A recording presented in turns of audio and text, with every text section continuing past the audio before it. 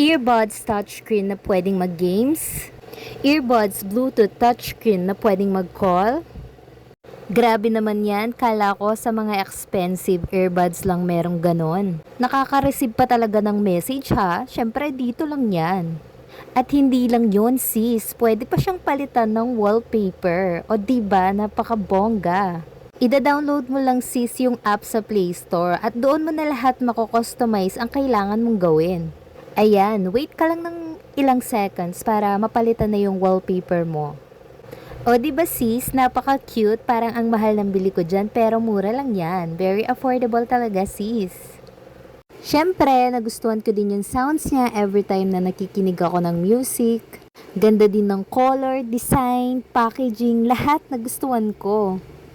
Tulad niyan, kita mo din yung weather everyday, meron din siyang alarm clock, meron siyang calendar, date and time, timer, settings, music, syempre, and many more. Huwag na kayo magdalawang isip ha, i-check out nyo na yan.